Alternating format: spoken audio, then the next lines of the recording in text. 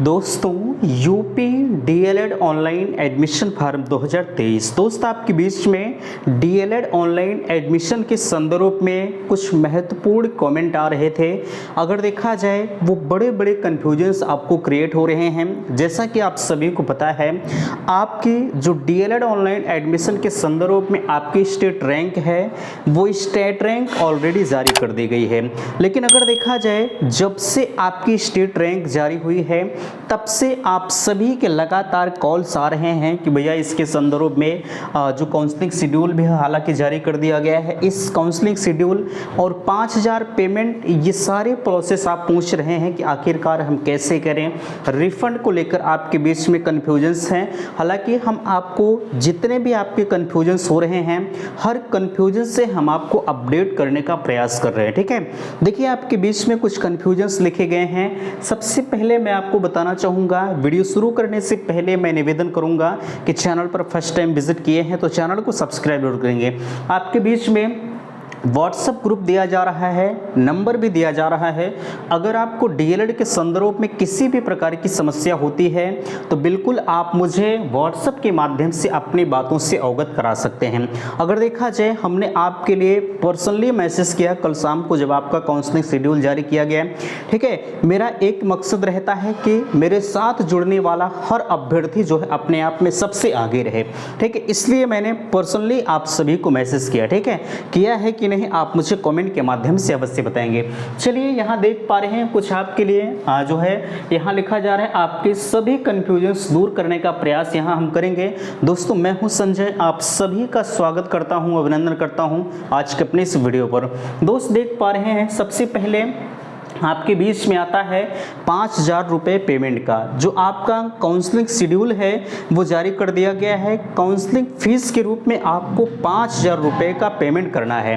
लेकिन अगर देखा जाए 5000 पेमेंट को लेकर आपके बीच में कन्फ्यूजन्स बने हुए हैं। सबसे पहले यहाँ देख पा रहे हैं जो आपकी रैंक जारी होगी वो यहाँ देखिए रैंक 1 से 2,40,000 तक की जितने भी अभ्यर्थी आ रहे हैं।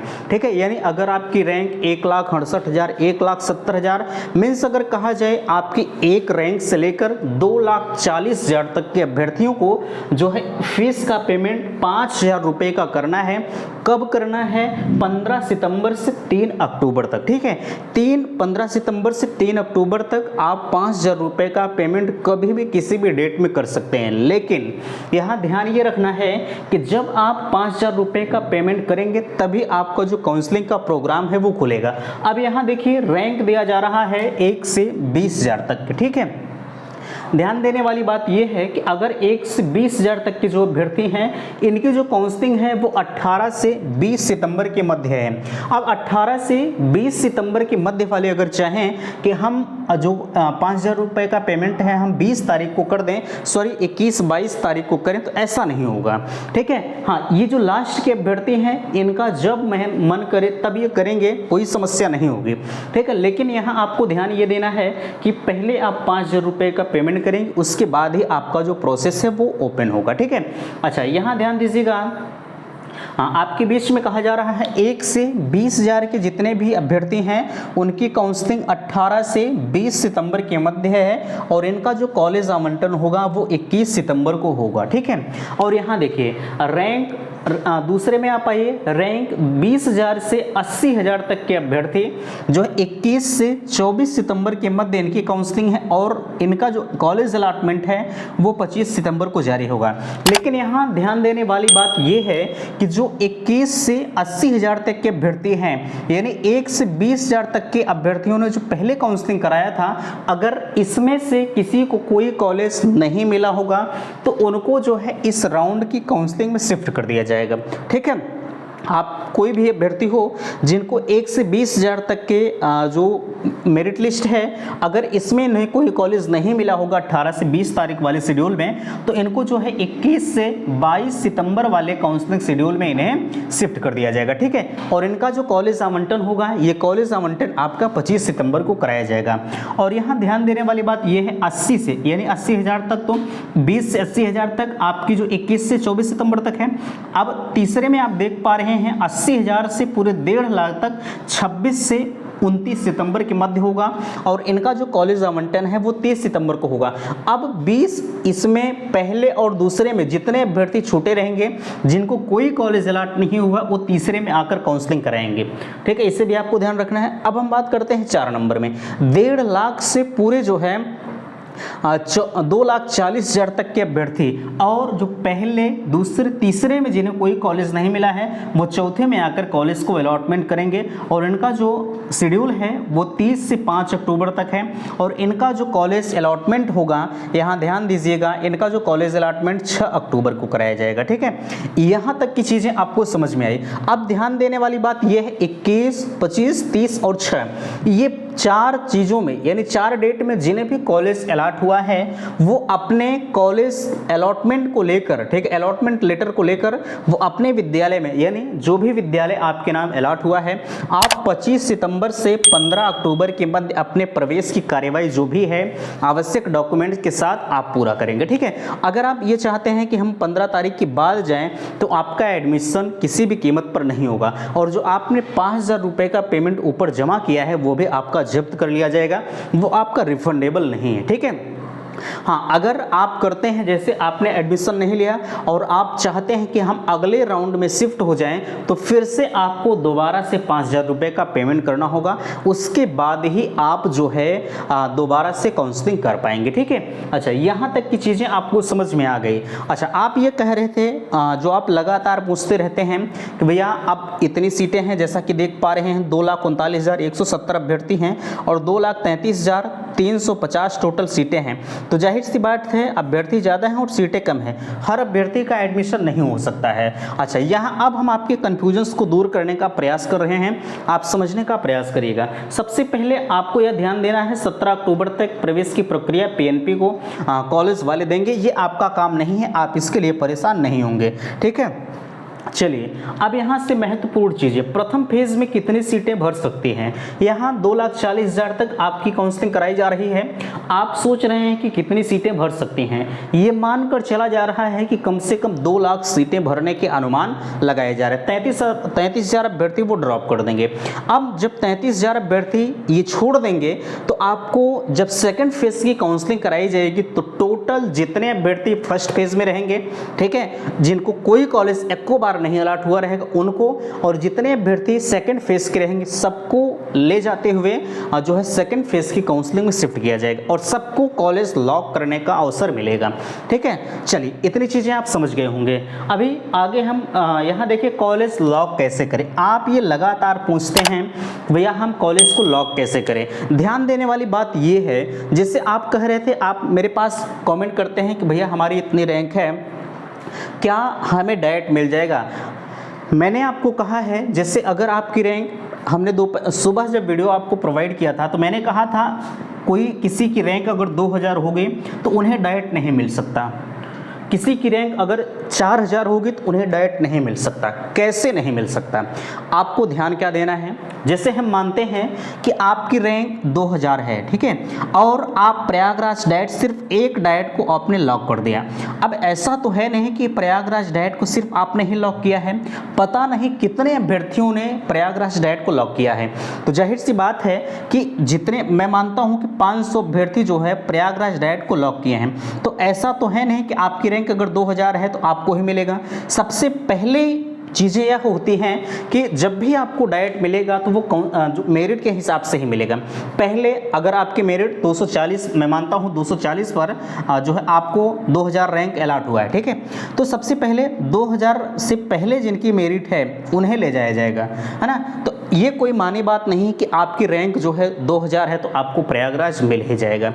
लेकिन हाँ, अगर आप अदर डाइट की बात करें, जैसे थोड़ा सा आउटर क्षेत्र में चलें, ठीक है, तो आपको मिल सकता है। बट एक चीज़ का ध्यान रहे, आप ज़्यादा से ज़्यादा, जैसे अगर आप डाइट से ही करना चाह रहे हैं तो आप ज़्यादा से ज़्यादा कॉलेज को लॉक करने का प्रयास ज़रूर करिएगा, ठीक है, क्योंकि कंपटीशन ज़्यादा है। हो सकता है अगर आप सिर्फ डाइट के चक्कर में रहें तो आप एडमिशन से वंचित हो सकते हैं, ठीक है। चलिए, यहाँ मैंने आपसे कहा ज़्यादा से ज़्यादा कॉलेज को लॉक करिएगा। कॉलेज को लॉक कैसे करें, जैसे अगर आप सोच रहे हैं कि मुझे करना है तो डाइट से ही, तो आप जितने डाइट हैं 67 डाइट हैं, आप 67 डाइट को लॉक ड्रॉप कर दीजिए। ठीक है, जहाँ मन करे भैया आपको मिल जाएगा। अगर आपने सोच ही लिया है कि मुझे करना है तो सिर्फ डाइट से ही करना है। बाकी मैंने आपको बताया है, जैसे आप ये सोचें कि आप जो है प्रयागराज के रहने वाले हैं और आपको आजमगढ़ का डाइट मिल जाए तो सब कुछ जो आप यहाँ बचाएंगे, ठीक है, प्रयागराज डाइट में जो रहकर जो है यहाँ आपको, जैसे आप प्रयागराज के रहने वाले, आपको आजमगढ़ मिल गया तो जो फीसें आप आजमगढ़ डाइट में जाकर बचाएंगे 31,000 रुपये आपका बचेगा। ठीक है, तो वो सब कुछ खर्चा यार, उससे ज़्यादा खर्चा आपका वहाँ हो जाएगा।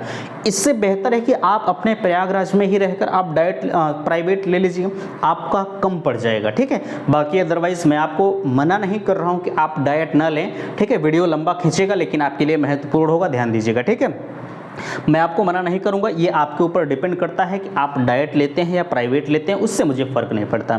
ठीक है, चलिए इतनी चीज़ें आप समझ गए। आगे हम आपसे बात करते हैं जो है कितने रैंक वालों को डाइट मिल सकता है। ध्यान देना ये है आपको कि मैंने आपसे कहा है ज़्यादा से ज़्यादा आपको 13,000 वाले रैंक को डाइट मिल सकता है, इससे ज़्यादा रैंक आपको अगर डाइट नहीं मिल सकता, क्योंकि इसमें से कुछ अभ्यर्थी जिनकी अच्छी खासी रैंक होगी वो भी प्राइवेट का ही सिलेक्शन कर लेंगे, है ना। आप कह रहे थे क्या डाइट में विद्यालय जाना पड़ता? डाइट ये आपके प्रशिक्षण होता है, ये आपको परमानेंट विद्यालय जाना पड़ता है। ठीक है, इसमें कोई भी जो है ज़्यादातर लोग कहते हैं कि मैं विद्यालय नहीं जाता हूँ, लेकिन ये आपका प्रशिक्षण है, प्रशिक्षण में कभी छुट्टी नहीं होती। ठीक है, आपको जाना पड़ता है। हाँ, ये बात की बात है कि कॉलेज वाले आपको ना बुलाएं तो ये मामला अलग का हो जाता है। ठीक है, चलिए यहाँ मैंने आपको बता दिया कितने रैंक वालों को डाइट मिल सकता है, यहाँ आपने देख लिया। अच्छा, यहाँ क्या अब की बार डायरेक्ट एडमिशन नहीं होगा? देखिए, डायरेक्ट एडमिशन हर बार होता है, ऐसा नहीं है कि इस बार नहीं होगा, लेकिन थोड़ा सा चांसेस इन सीटों को देखते हुए कम जताया जा रहा है। अगर जाहिर सी बात है काउंसलिंग में सीटें भर जाएंगी तो डायरेक्ट एडमिशन का करवाएंगे। ठीक है, नहीं हो सकता, कुछ कहा नहीं जा सकता। अगर सीटें बचती हैं तो डायरेक्ट एडमिशन होगा, अन्यथा की स्थिति में एडमिशन की प्रक्रिया वहीं पर ठप कर दी जाएगी सेकंड फेज में ही। हाँ, अगर सीटें बचती हैं तो 100% आपका डायरेक्ट एडमिशन कराया जाएगा। हर वर्ष होता है तो इस बार भी होगा। ठीक है, अब यहाँ आप, जब मैं आपको कट ऑफ का वीडियो दिया था तो आप मेरे कट ऑफ का विरोध कर रहे थे, जिनकी मैंने आपको बताया था 240 से 250 तक आपके कट ऑफ को बताया था। लेकिन कुछ लोग ऐसे थे जो आप लगातार कह रहे थे कि भैया हमारे कट ऑफ जो है ये कट ऑफ इतनी हाई नहीं जाएगी। अब वो नज़र नहीं आ रहे हैं कि अब वो मुझसे कभी कमेंट भी नहीं कर रहे हैं कि भैया आपने जो कट ऑफ बताई थी वो आसमान छू रही है। ठीक है यार, इतना नॉलेज तो हो ही चुका है, अगर इस क्षेत्र में घुस चुके हैं तो इतना नॉलेज तो हो ही चुका है कि आपकी कट ऑफ कितनी जा सकती है, क्या हो सकता है, कैसा हो सकता है। ठीक है, हमने सब कुछ आपके बीच में बताया था। फाइनली कट ऑफ आपकी आएगी जब कॉलेज अलॉटमेंट हो जाएगा। अलॉटमेंट के बाद updled.government.in की वेबसाइट पर आप जाकर चेक करिएगा। ठीक है, वहाँ पर सब कुछ आपको कौन सा कॉलेज कितने रैंक के अभ्यर्थियों को मिला है स्पष्ट रूप से आपको दिखाया जाएगा।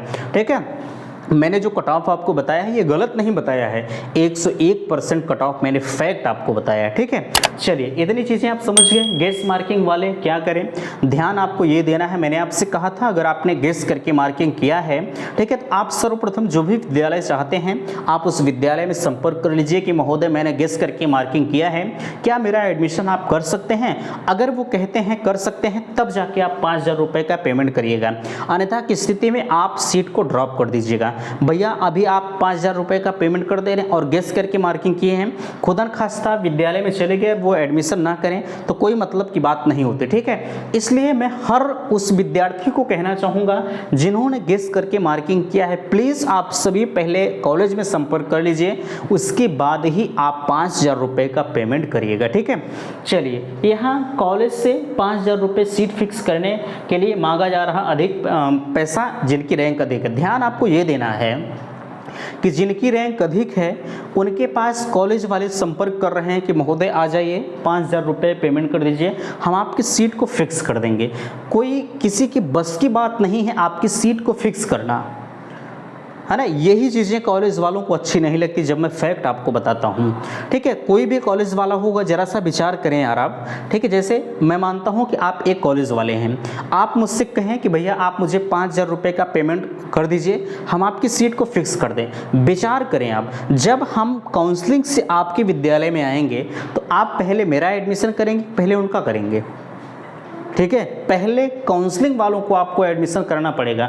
अगर काउंसलिंग वालों से आपकी सीट बचती है तब तो आप कर सकते हैं, अन्यथा की स्थिति में आपकी बस की बात नहीं है 5,000 रुपया लेकर सीट को फिक्स करना।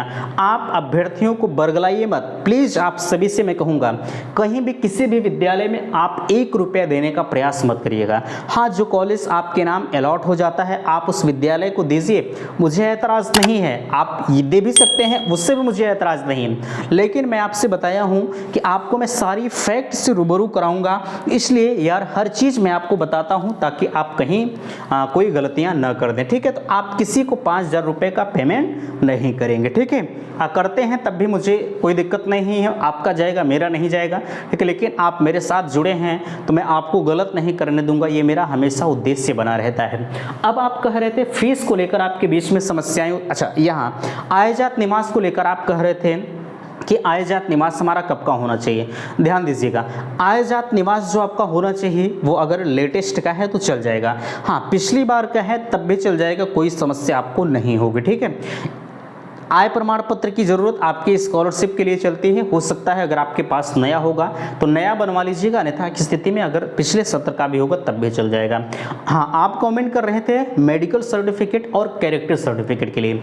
मैंने आपको बताया है कि अगर आप मेडिकल सर्टिफिकेट बनवाना चाहते हैं तो आप किसी भी ज़िले से बिलोंग करते हो, मैं मानता हूँ कि आप प्रयागराज ज़िले के रहने वाले हैं, ठीक है, और आप आजमगढ़ में रह रहे हैं, तो ऐसा नहीं है कि आप आजमगढ़ से आइए अपने ज़िले में प्रयागराज तब जाके आपका मेडिकल सर्टिफिकेट बनेगा। नो, ऐसा नहीं है।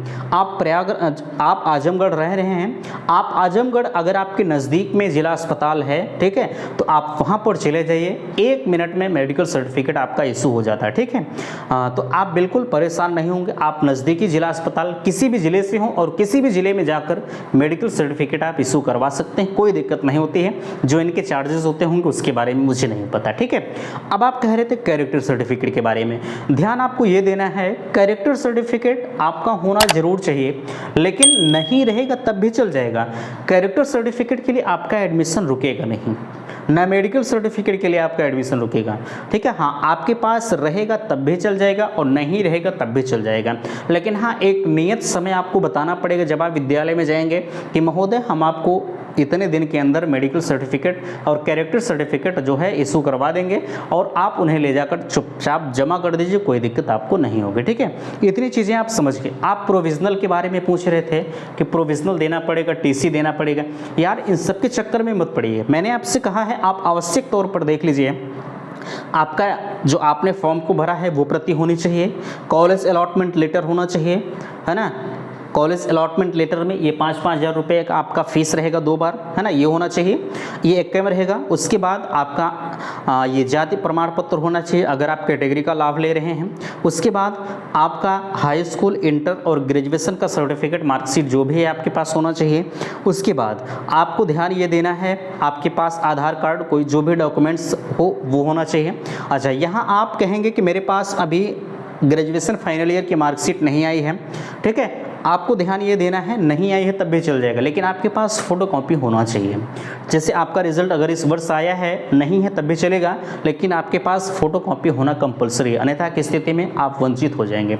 ठीक, अब यहाँ कह रहे थे कि जो 5-5 हज़ार रुपये एक बार आप काउंसलिंग फीस के रूप में, एक बार आप अलॉटमेंट फीस के रूप में जमा करेंगे, तो क्या हमारी 5,000 रुपये जो फीस है वो रिफंड होगी या नहीं होगी? नो, ऐसा नहीं है, आपकी फ़ीस रिफंड नहीं होगी। मैंने यहाँ आपको बताया अगर इसमें आपको सीट नहीं मिलता है तो इसमें शिफ्ट किया जाएगा, इसमें नहीं मिलता है तो इसमें नहीं मिलता है तो इसमें, यानी अगले चरण में आपको शिफ्ट किया जाता रहेगा तब तक जब तक आपको कोई सीट नहीं मिल जाती। ठीक है, तो आशा करते हैं दी गई जानकारी से आप संतुष्ट हैं। प्लीज़ अगर चीज़ें आपको समझ में आई होंगी तो मुझे आप अवगत जरूर कराइएगा, और अगर वीडियो अच्छा लगा होगा तो आप वीडियो को शेयर करके मेरा हौसला जरूर बढ़ाइएगा। ठीक है, मिलते हैं आपसे नेक्स्ट वीडियो में, तब तक के लिए थैंक्स, धन्यवाद।